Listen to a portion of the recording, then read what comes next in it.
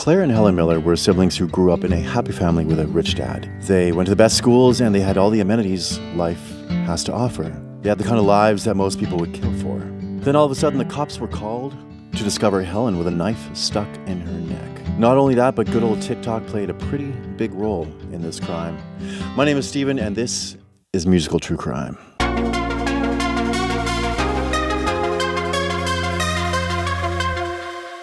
Before I get started, be sure to hit subscribe and click the bell notification so you know when we're showing up with a new video. Watch till the end to see how truly twisted this terrible teenage TikToker really is. She's a hot mess, my friends, a hot, steaming pile of mess. We're living in a time full of social validation. Show your best side, airbrush your face, you gotta show the nation. Be superficial, start a petition for the human condition. You'll be popular if you get 1 million followers. The TikTok killer strikes again. The TikTok killer strikes again. Uh-oh. The TikTok killer strikes again. The TikTok killer strikes again. Maybe if you get some clout, you can buy some happiness. Maybe if I show my damn mouth, clean it up, the world's a mess. Studies show that social media takes a toll. Pay the toll and get into the boys' hole. The TikTok killer strikes again. The TikTok killer strikes again. Uh-oh. The TikTok killer strikes again. The TikTok killer strikes again. All right, let's get started. Studies in the last few years have shown that social media can lead to suicide, bullying, depression, and extremely low self-confidence. And every once in a while, this addiction to social media can lead to murderous impulses, like the story I'm about to share with you. Killing in the name of clout. The subject of this video gained 11,000 followers after the crime was committed. So if gaining followers was her goal, she reached her goal, and then some. Mark and Marie Miller lived in Manheim Township, Pennsylvania. Manheim is in Lancaster County and was established in 1729. It is a small city with only 38,133 peeps. They also have a funky-looking bridge called Pinetown Bushong's Mill Covered Bridge over the Conestoga River, which looks a little polluted to me. I mean, it's pretty green. Mark and Marie had two daughters, Claire, who was 14, and Helen, who was 19. Helen had cerebral palsy and required a lot of attention. Mark was loaded. He was a rich guy. So he provided a very luxurious lifestyle to his wife and daughters. Their home was massive. It was 2,500 square feet, to be exact. The kids had pretty great upbringings. Claire went to Lancaster County Day School, which cost a pretty penny. Helen herself studied in the Manheim Township School District. Claire also played field hockey, which, I mean, in my humble opinion, is not nearly as interesting as ice hockey. But I'm Canadian, so I'm biased. But we love our ice hockey. So field hockey is just... it's a no-go for this boy. Oftentimes, siblings have a lot of ups and downs. I know this because my brother and I used to throw paint cans at each other and bread knives and chase each other around the house until I was sent away at 14 to live with my uncle in Vancouver. However, these two sisters had a pretty tight bond. Claire often went with Helen to the hospital. She was there for her when she felt sad and alone and was struggling with her condition. They were thick as thieves. Thick as thieves, they were. Thick as thieves, you know. They stuck together like a horse and pony show. They never left each other's side. The love was there. Loving siblings, they could never quit. Oh. Thick as thieves, stealing and giving love. Thick as thieves. Thick as thieves, stealing and giving love. Thick as thieves. Maybe there was a crack in the facade as they drinking lemonade, as they watching the parade, as they watching McCabe and Mrs. Miller's crossing is the next film. They're gonna watch together. Uh-oh. Thick as thieves, stealing and giving love. Thick as thieves. Thick as thieves, stealing and giving love. Thick as thieves. Uh-oh. This leads us to our inciting incident. On February 21st, 2021, Helen went to bed. The parents were sleeping. At 1 a.m., Claire grabbed a knife from the kitchen, went up to Helen's room, and stabbed her multiple times. She covered her face with a pillow, called the cops at 1:08, and confessed. Then she went into the snow, wiped off the blood, and waited for the fuzz.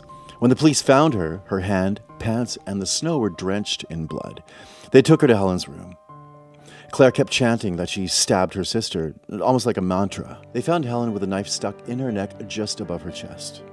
There was a giant pool of blood on her chest as well, and her arms were raised above her head as though to protect herself. It was pretty horrific. And what were her motives, you ask? If you've come to this video hoping to find out, you will be sorely disappointed because we don't know her motives. Nobody knows her motives. Now, Claire was the co-president of her 9th grade class. Apparently, she was personable and did a pretty great job. She also had a TikTok with the username Spirits and Such Consulting with 21,000 followers. For a 14-year-old girl, she was pretty much killing it on TikTok. This is where her murderous impulses became somewhat apparent. In many of the TikToks, she seemed like a fun, talented girl. Good dance moves, magnetic personality. However, she also posted several videos of anime and video games she enjoyed playing with very sinister themes. According to the Daily Mail, she posted videos featuring high school students slaughtering each other, killing, stalking, a Korean comic about a mentally deranged boy being raped and abused by his uncle, another one about a student with a supernatural spiral notebook that gives him the power to kill anybody, and another video showed Claire with her hands out holding the word kidnapped in one hand and murder on the other hand. Her last video seemed pretty innocuous. It was a selfie video posted just before the incident, and it showed her rolling her eyes with the text above reading, "My dad has to stop opening the conversation with, 'This is just like the gay bar in Japan.'" No idea why her dad was in a gay bar in Japan. I really don't know. I don't have a clue. Or even what the story is behind that one. Maybe it's a riddle we have to decipher to understand the workings of her deranged mind. I have no idea. Mind you, for plenty of her videos, despite the dark undertones, she still comes across as a fun-loving, talented teenager with a lot of promise and a penchant for performing. The dark interests appeared to be teen angst until the video posted on TikTok right after the incident, which features the bloody glove she wore next to a bloody stuffed animal giraffe. Mark and Murray awoke just when the cops arrived. No idea what happened to the little child. Not a clue what they were gonna see in the nightmares that would see in the dark complexities. Oh no, I'll sing a sad song. Why doesn't my little girl know right from wrong? Oh no, how did I bring her up? Oh, who would curse his family with bad luck? Mark and Murray lost both girls that night. One is under the earth, the other out of sight. Throw away the key, jailer sing to me. Put her at the stake, put her at the stake. Oh no, I'll sing a sad song. Why doesn't my little girl know right from wrong? Oh no, how did I bring her up? Who the curses family with such bad luck? Mark and Marie awoke just when the cops arrived and had no idea what happened. You can only imagine their shock when they found out what their second-born had done. I mean, you have 2 kids, you bring them up to the best of your ability, and then the younger one manages to slaughter the older one for apparently no reason. I mean, I can't imagine what thoughts would roll through your mind late at night, pretty much for the rest of your life after something like that. Emergency services tried to resuscitate Helen to no avail. She was gone.